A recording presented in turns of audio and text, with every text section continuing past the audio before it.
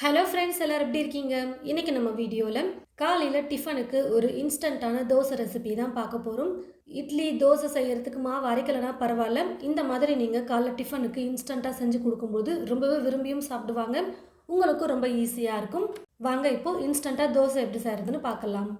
ஒரு பாத்திரம் எடுத்துக்கிட்டு அந்த பாத்திரத்தில் ஒரு கப் அளவுக்கு பச்சரிசி மாவு சேர்த்துக்கிறேன். நீங்கள் வீட்டில் அரைச்ச மாவு அப்படி இல்லைன்னா கடை மாவு கூட யூஸ் பண்ணிக்கலாம். நான் எடுத்துருக்கிற கப்போட சைஸ் வந்து பார்த்தீங்கன்னா 250 மில்லி. இந்த கப்பில் ஒரு கப் அளவுக்கு அரிசி மாவு சேர்த்துக்கிறேன்.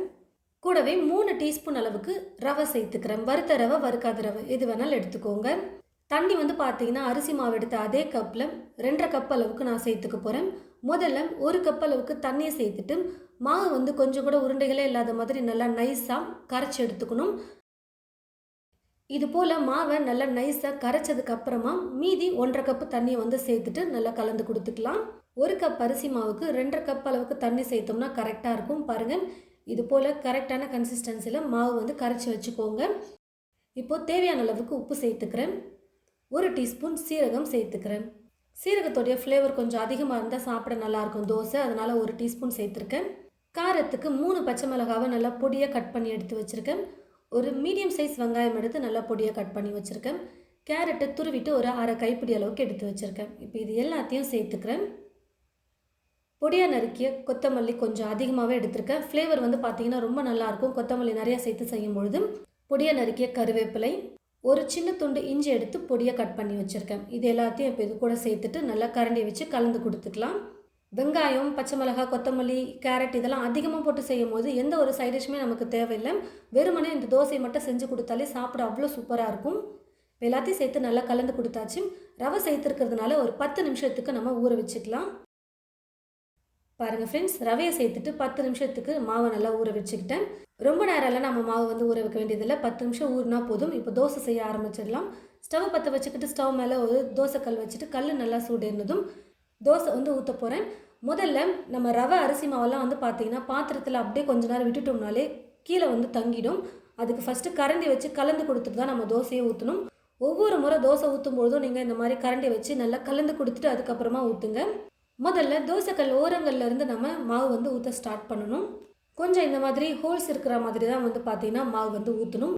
இது போல் நல்லா தண்ணியாக மாவு வந்து கரைச்சாதான் தோசை சாப்பிட நல்லா டேஸ்டியாக இருக்கும். நல்லா கிறிஸ்பியாகவும் வரும். நல்லா கெட்டியாக மாவை கரைச்சிட்டு தோசை ஊற்றும் போது கண்டிப்பாக வளன்னு கொஞ்சம் குழஞ்ச மாதிரி இருக்கும். தோசை கிறிஸ்பியாக இருக்காது. இந்த ஒரு டிப்ஸை மட்டும் நீங்கள் கரெக்டாக ஃபாலோ பண்ணிக்கோங்க. பார்த்து தண்ணி சேர்த்து மாவு வந்து கரைச்சிக்கணும். இப்போ இதுக்கு மேலே தேவையான அளவுக்கு எண்ணெய் அப்படி இல்லைன்னா நெய் சேர்த்துக்கலாம். நான் வந்து இப்போ எண்ணெய் வந்து சேர்த்துக்கிறேன். இந்த தோசையை பொறுத்த வரைக்கும் நம்ம திருப்பி போடாமல் அப்படியே செய்ய போகிறோம். அதனால் நல்லா கொஞ்சம் வேக விட்டு கலர் கொஞ்சம் நல்லா மாறி வர வரைக்கும் நம்ம குக் பண்ணி எடுக்கலாம். நார்மலாக செய்கிற தோசையை விட இந்த தோசை செய்கிறதுக்கு கொஞ்சம் டைம் வந்து அதிகமாகும். பாருங்கள் ஃப்ரெண்ட்ஸ், தோசை நல்லா வெந்து வந்துருச்சு. கலர் வந்து பார்த்தீங்கன்னா ஓரளவுக்கு நல்லா மாறி இருக்கு. மேலே முக்கியமாக நல்லா வெந்து வந்துருச்சு. இப்போ நான் வந்து எடுத்துக்கிறேன். நல்லா வேக வச்சு எடுக்கணும். அப்போ தான் மேல் பக்கம் வந்து நல்லா வெந்திருக்கும். சாப்பிட தோசை நல்லாயிருக்கும். திரும்பவும் தோசை வந்து ஊற்றும் போது நான் சொன்ன மாதிரி மாவை நல்லா இந்த மாதிரி கரண்டி வச்சு கலந்து கொடுத்துட்டு அதுக்கப்புறமா ஊற்றிக்கலாம். நிறைய பேருக்கு வர டவுட் வந்து பார்த்தீங்கன்னா, நான் தோசை செய்யும்போது எல்லாம் அப்படியே ஒன்றா ஒட்டிக்குது, ரொம்ப குழஞ்சி வந்துடுது, தோசை மாதிரி வரல எடுக்கும்போது அப்படின்னு சொல்லிட்டு நிறைய பேர் வந்து வீடியோஸில் கேட்பீங்க. நிறைய பேர் ட்ரை பண்ணிவிட்டு வரலன்னு சொல்லியிருக்கீங்க. இதுக்கு முன்னாடி நம்ம வீடியோ போட்டிருந்த ரவா தோசை ரெசிப்பியில் வந்து அதுக்கு ரொம்பவே முக்கியமான ஒரு டிப்ஸ் வந்து பார்த்திங்கன்னா, நம்ம மாவை வந்து கலந்து கொடுக்குற பதம் தான். ரொம்ப தண்ணியாக இருந்தாலும் தோசை வந்து வராது, அதே மாதிரி ரொம்ப கெட்டியாக இருந்தாலும் வராது. நான் சொன்ன அளவில் நீங்கள் செஞ்சிங்கன்னா கண்டிப்பாக உங்களுக்கு தோசை ரொம்பவே நல்லா சூப்பராக வரும். அளவு வந்து மாறாமல் நீங்கள் செஞ்சுக்கோங்க. மேலே வந்து நல்லா மாவு வெந்து வந்ததுன்னா இந்த மாதிரி மடித்து போடும்பொழுது நல்லா ஒட்டாமல் வரும். பாருங்கள், சரியாக வேகாமல் எடுக்கும்போது தோசை இந்த மாதிரி மடித்து போட்டிங்கன்னா பிரிக்கும்பொழுது ஒட்டிக்கும், வராமல் போயிடும்.